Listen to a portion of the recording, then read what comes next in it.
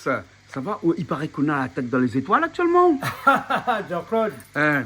et ce soir, à l'initiative de l'équipe de l'Observatoire, Ouais. et je suis invité à aller découvrir l'Observatoire exactement. L'observatoire des marques. Des marques. Ouais, ouais.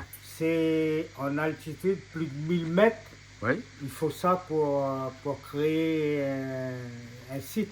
Ouais, ouais. Un site d'observation des étoiles, ainsi de suite. Et il y a même des exoplanètes qu'on va Voilà, voir tout le long de cette émission mais là. ça, c'est les savants, on va dire. Ça, Ouais, ouais, ils ouais. donnent seulement Hein? les... Ouais. les Exoplanète, c'est un planète qui pourrait éventuellement ressembler à la planète de la Terre. Voilà. Avec de la vie éventuellement. Donc, je vais aller voir tout ça. Ouais. Comment ça se passe, parce qu'ils mettent des trucs en place et pour que tout le monde, que ça soit accessible pour tout le monde, D'accord. sur la place, sur le site, les bons. pour la visite, et voilà. Nous ça va alors? Ça va regarder. C'est bon. Après, nous va détailler, que ça nous l'a trouvé là-bas. C'est bon. Bon. Ok. Un jour, tu les grosses la grandit, de monde partout, la trouve la vie. Un jour, tu les grosses la grandit, de monde partout, la trouve la vie.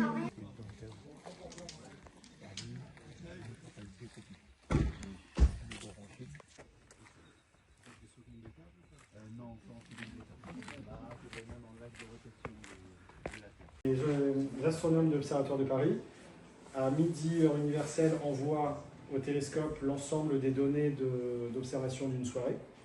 Et après, le télescope est relié à une station météo. S'il fait beau, le toit s'ouvre, le télescope se déploie, fait les photos qu'il a besoin et va se refermer quand il a terminé. Le lendemain matin, les astronomes récupèrent les données. Et donc, ils ont des télescopes comme ça qui sont répartis un peu partout dans le monde. Ça évite d'avoir un technicien derrière en permanence. Donc, c'est entièrement automatisé. Et les deux coupoles que vous avez vues au-dessus de l'observatoire, l'idée c'est de transformer ces coupoles également en laboratoire automatisé, mais cette fois-ci pour les lycéens. Parce que quand tu viens à l'observatoire avec tes élèves, on pose l'œil oculaire, c'est cool, c'est fun, ça fait rêver. Mais pour les lycéens, ça pose un problème, c'est de leur laisser croire que l'astronomie c'est ça. Et que demain, s'ils veulent bosser dans un laboratoire, ils feront ça. Or, c'est pas vrai. Donc l'idée, c'est de leur montrer quels sont les vrais projets de recherche qu'on fait en fait aujourd'hui dans le laboratoire. C'est pour ça qu'Yoann a été embauché. Yoann était astrophysicien à l'observatoire et il gère ces projets pour les lycéens. On leur met à disposition un laboratoire automatisé. On leur propose des projets de recherche. Yoann les accompagne sur les projets. Et là, on a deux projets, un avec Mathieu sur le comptage d'étoiles pour les primaires et collèges et l'autre sur la détection des exoplanètes pour les lycéens. Et il y a 1 an et demi, des élèves du lycée du port, lycée au port qui s'appelle Jean Aglo, merci. On a des élèves du lycée Jean Aglo qui ont détecté une exoplanète, donc une planète en dehors de notre système solaire autour d'une autre étoile. Ils ont fait l'identification de la cible, la prise de données, le traitement des données en cours de physique avec leurs profs. Parce que l'idée c'est de déporter l'expérience à l'observatoire. Eux programment les observations à distance, les observations se font, ils récupèrent les données et pendant les cours, ils traitent les données. Et ils ont même publié leurs données dans le programme ExoClock. ExoClock, c'est un programme de recherche qui vise à alimenter une base pour les futures générations de télescopes. Là, on a le James Webb qui fait la une. La prochaine génération, c'est le télescope Ariel.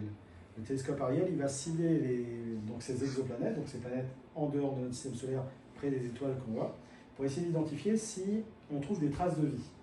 Sauf que le temps de télescope, ça coûte une fortune, les télescopes spatiaux, donc il faut choisir les bonnes cibles. Donc pendant 10 ans, on met à contribution la communauté d'astronomes amateurs pour qu'ils puissent repérer les exoplanètes existants, on calcule les orbites, on vérifie quelles sont les cibles les plus intéressantes.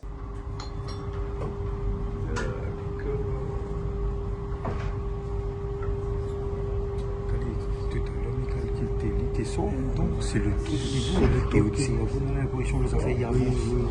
C'est impressionnant. Oui. On a accès à la nouvelle cible qui est en source oxygène.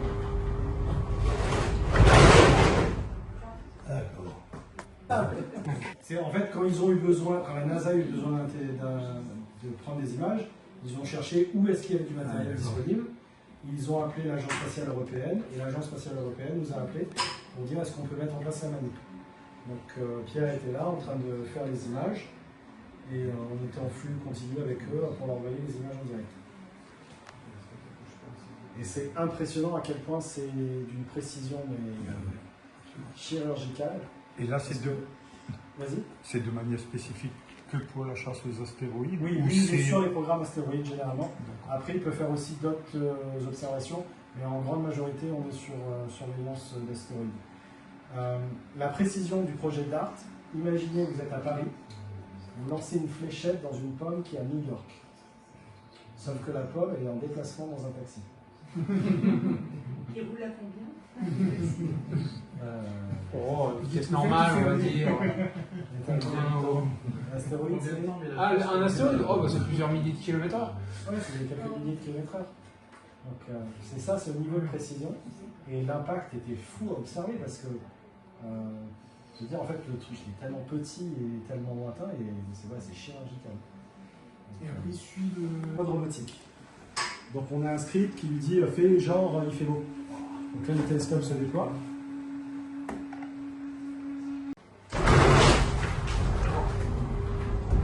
On a l'impression d'avancer. Président, nous l'avons en 3D. La première fois Le qu'on en 3D. ouais. Ah oui, là, t'as l'impression de oui. Le cerveau il comprend pas. Ah oui. Il va peut-être reprendre la main pour le fermer. Et comment regarde.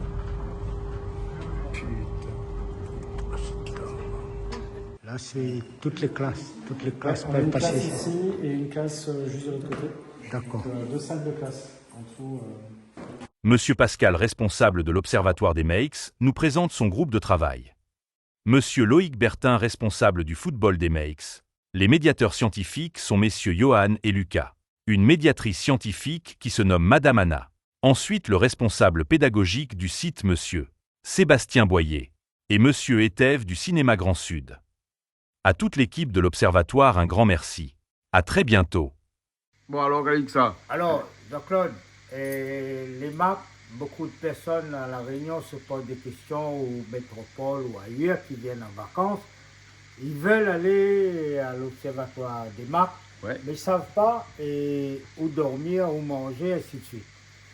Et l'équipe qui est en place actuellement, ils groupent tous les, comment dire, et le restaurant. Le en package, arrivant- un package. Un package, on appelle ça. Hein? Ouais. Et restaurant jusqu'à 22h avec, comment dire, goûter les petits carrés créoles et ainsi de suite. Ben, pour les créoles, c'est pas un problème, mais dans un petit restaurant qui se trouve sur la route des Marques. Et ensuite, à 22h, on va directement à l'observatoire. C'est ce qui s'est passé. À l'observatoire, j'ai découvert des trucs, c'est des phénomènes Hein. scientifiques, on appelle ça. Ouais, ouais.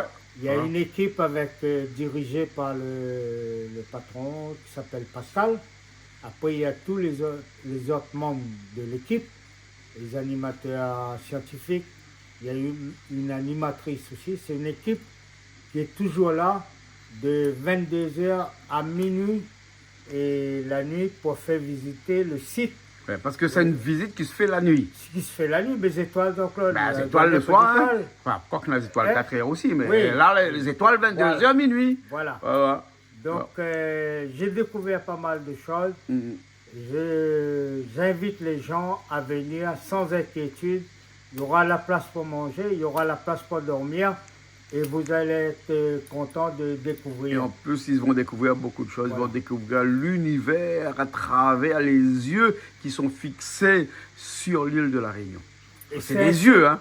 C'est un site, et il y a, comment dire, une salle pédagogique. Ouais. Et ils accueillent des enfants de la maternelle